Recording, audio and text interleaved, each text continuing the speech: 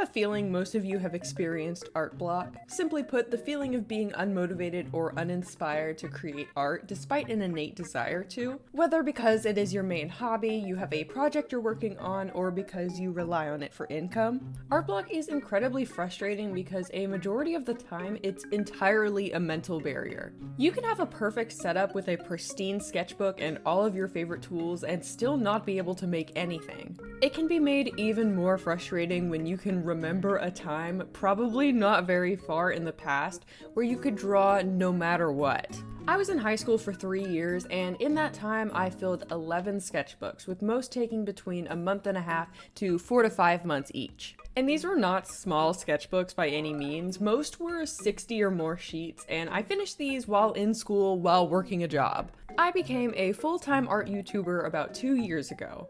How many sketchbooks have I filled since then? 4. So, what should you do when you feel like you've lost your spark for art? No, like, I'm asking, what do I do? Well, to find a solution, we have to properly identify and diagnose the problem.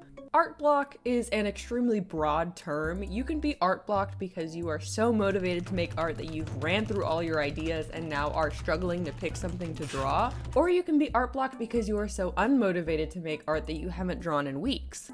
So let's talk about a few different kinds of art block that I've personally experienced, how I learned to combat them, and see if any of them resonate with any of you. I just want to give a quick disclaimer. I realize I'm speaking from a place of extreme privilege as a full-time content creator who goes to university. This video is not meant to be me complaining. Okay, well, maybe a little bit. But it's mostly for me to document my experiences with art block so that hopefully those of you who have similar aspirations to me avoid making the same mistakes I did. The types of art block I'm going to talk about today are not the only types of art block a person can experience. They're just the 3 I experience personally most often. But before all that, there's something really important we need to discuss. If you're watching this video right now, you are on youtube.com because that is where I have posted it.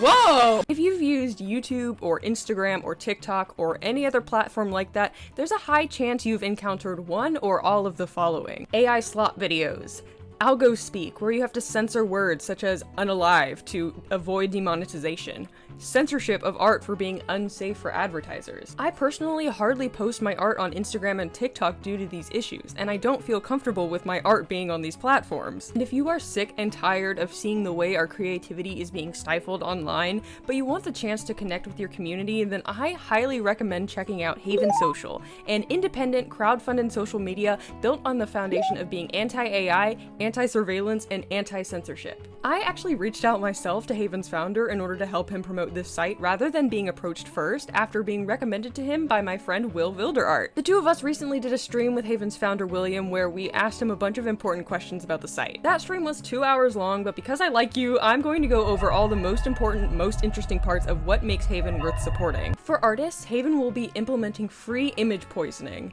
This means that any and all art you post will be automatically covered up with a practically invisible filter to the human eye, but that completely messes up an AI algorithm scraping and prevents a model from being properly trained on it, which can cost these AI companies lots of money, and I love stealing money from corporations. For viewers, Haven refuses to sell your information such as demographics, watch habits, and other sensitive data, so you can be confident that nobody is going through your watch history. As somebody with pretty bad OCD-based paranoia, this personally makes me feel a lot better. And for everyone, Haven is a place for anyone and everyone to share their interests, including not safe for work artists and others who are often pushed out of their corners of the internet. Think about Tumblr banning NSFW art. This isn't fair to artists just expressing themselves. Haven also refuses to suppress content with buzzwords like kill or die because it goes against their goal of protecting against censorship. One thing they don't tolerate is AI slop. Haven will have a human moderation team combing through user-reported videos and have them promptly removed so that nobody can make any money posting AI content. All of these things are just the highlights of Haven. If you're interested in learning more, check out Will's video that goes pretty much as in-depth as possible, as well as check out Haven's Kickstarter page. If you want to contribute to the development of the platform to end all platforms, supporting Haven's Kickstarter and sharing it with your friends is such a great way to help. As you can probably tell from my channel, I am very passionate about artistic freedom and going against AI, so I am so excited to be sharing Haven with you. Thank you so much to Haven for supporting the channel, and thank you guys for checking out Haven's Kickstarter page. And now, let's talk about art block. And the first type of art block I'm going to talk about is what I'm going to call overwhelmed art block. Art block you experience because you are overwhelmed. For example, if you go to work, go to school, and have responsibilities around the house, or are just generally a busy person, you probably want to make all of your free time that you have to draw count. If you have a limited amount of time to make art, you most likely want to use it to make something you can feel proud of, rather than something you could consider a waste of time. This then creates performance anxiety, even if you don't post your art anywhere. Like I mentioned earlier, I've only finished 4 sketchbooks since I started posting on YouTube in summer of 2023, and I've had periods that last anywhere from a couple weeks to whole entire months where I won't draw anything in my sketchbook.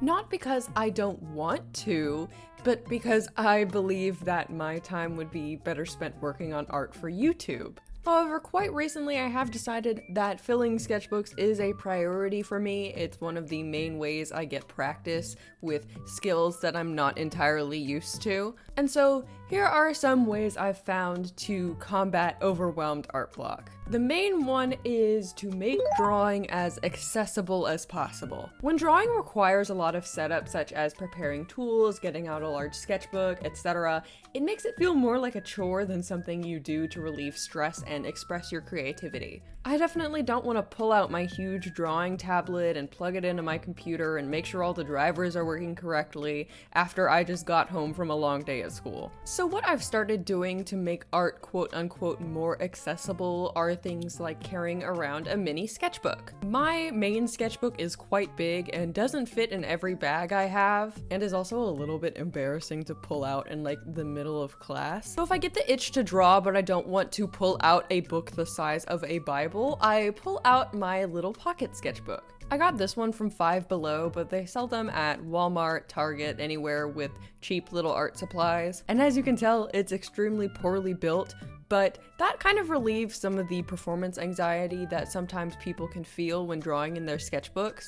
I know it can be frustrating because it seems like everyone online has a perfect sketchbook that they take everywhere and can finish in 2 weeks, but working up to that takes time, and I personally think that any drawing is good drawing. Another thing I used to do when I was younger is steal index cards from my teachers' classrooms and draw on them. I had stacks and stacks of these really bad little doodles floating around in my backpack or at home in my bedroom, and I continued doing that even after I had gotten into the habit of using sketchbooks. If I made a drawing I liked, I could put it in my sketchbook, and if I didn't, I would throw it away. When you're working with limited time or limited mental energy, it can be really daunting to open up your main sketchbook or open up your drawing app because most people have this innate desire to create something good every time. So if you work with quote-unquote disposable mediums like note cards or sticky notes, there's no expectation to keep them if you don't want to. But if you can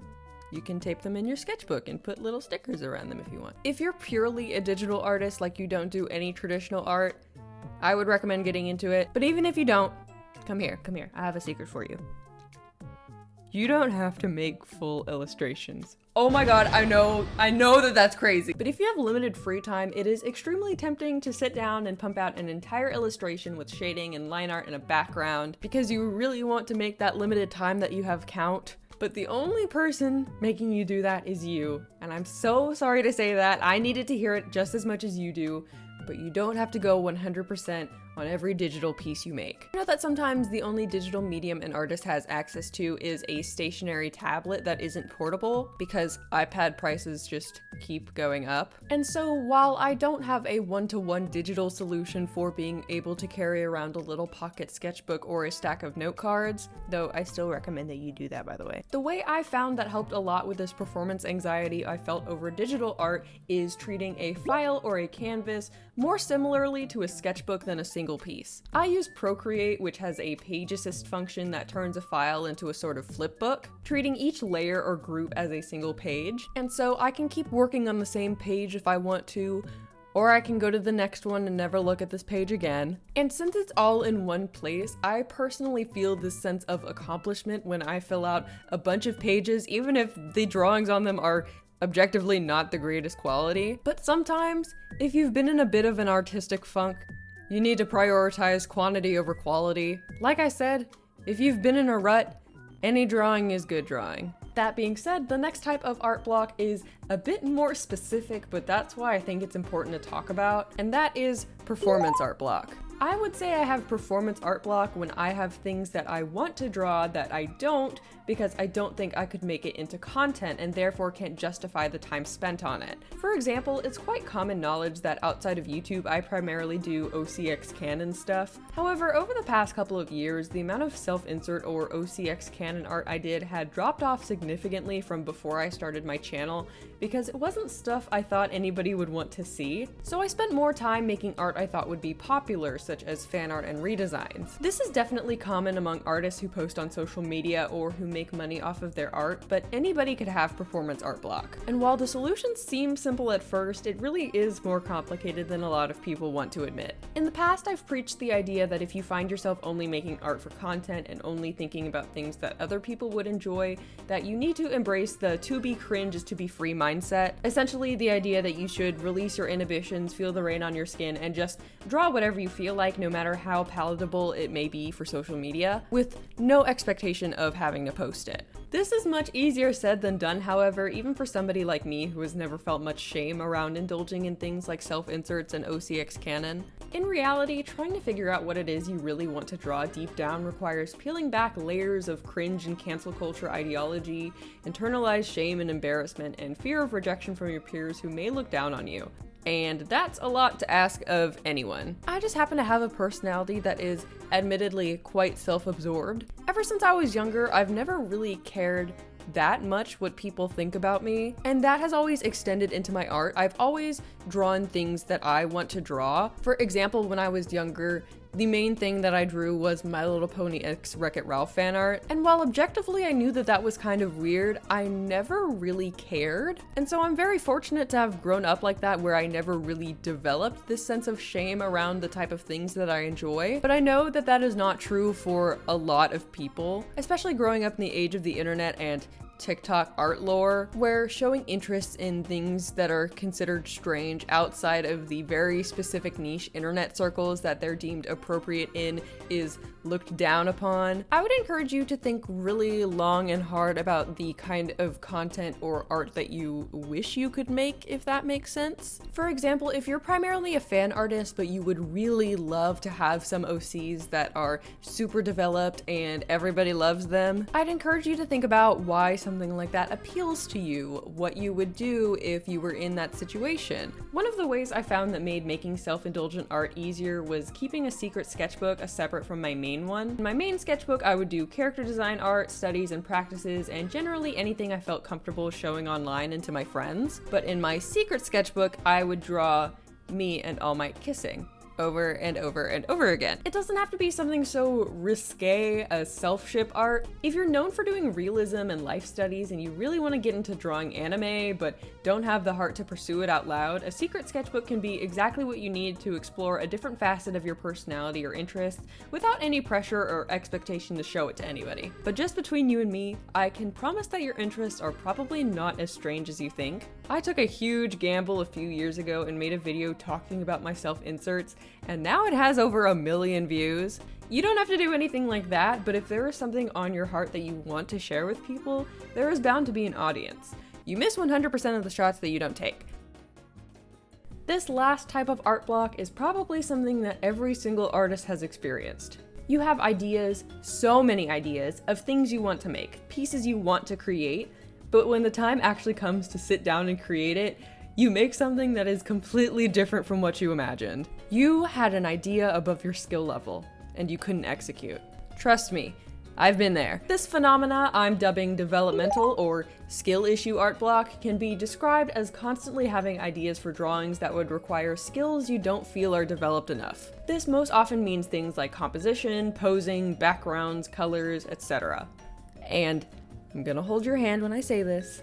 You know what you have to do. If there's something you struggle with, you need to practice. Point blank period. Now, practicing looks different for everybody because there are so many skills that make up each individual person's art style, and saying just practice is not helpful because it can be daunting to choose something to focus on. Most people find practicing the fundamentals to be extremely boring, myself included, but there actually is a good way to practice those skills that you find may be lacking in your art, and it is to make those ideas you're having above your skill level.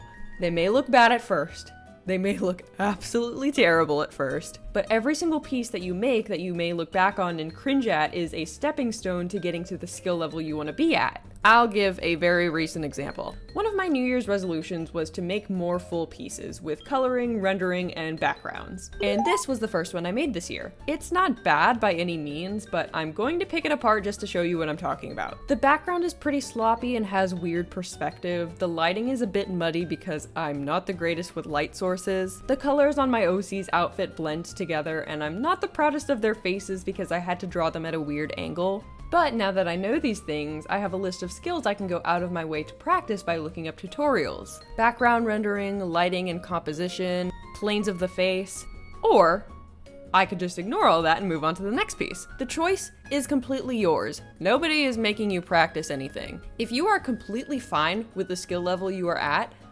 more power to you. But if you do feel like you're having ideas above your skill level that you don't feel like you would be able to execute properly, I very heavily encourage you to at least try first. I can go back and redraw this piece anytime I want. I still have the file on my iPad. If you've ever heard the saying, just make it exist first, you can make it good later, this is exactly what that means. The keyword here is can. I am not obligated by law to go back and fix every single thing I find wrong with this drawing once I've developed the skills I want. But I can if I want to, because it exists. You don't need to make it good later, but it needs to exist if you ever want to. Now, I obviously have a lot of experience with art block, specifically when it comes to performance art block. I oftentimes don't allow myself to devote significant time to drawing purely for fun unless I've output content that meets my standards. And that's not healthy, don't do that. Except, it's not always that easy. In a perfect world, when I don't feel motivated to make art for a video, I would go take a break and come back to it whenever I feel ready. However, I got bills, man. I'm very privileged to have YouTube be my full-time job, and part of that privilege means I have to have the discipline to keep a healthy work-life balance, and not go 100% on one or the other. I need to find a way to still be able to make videos, but in a way that feels true to myself and doesn't drain me as severely as making content I have little interest in just to appeal to the algorithm. But working that out takes time, and I don't really have a catch-all solution just yet. Experimenting with videos takes time and effort I can't spare at the moment, but making safe videos drains me creatively. It's a really frustrating cycle. That being said, I hope that this insight into what I, one specific guy on the internet, thinks about a widespread and inexplicable plight on the art community gave you some ideas on what to do about whatever kind of art block you may be experiencing at the moment. If you have any ideas or suggestions for fellow artists, or for me, I encourage you to leave them in the comments. Thanks so much to the people who paid for me to take December and January off so I could play 140 hours of Red Dead Redemption 2, my $7 patrons who are listed on the screen, and my $10 patrons, Puntastic Artist, Little Wolfie, Viyun, Zigobuzz, Wishing Star, Speckadoodle, Nekojack, Tyree West, and Bumby Bumblebee, as well as all of my other patrons, all of my subscribers, everybody who watches this video, everybody who likes and comments. Happy New Year, everybody! Hope you guys had a great holiday season. Daily reminder to go check out my shop if you want to. Got some new stuff on there, it's pretty cool. That being said, I am Lucky Inkyo, and I have more Red Dead Redemption to go play. So I'll see you very soon.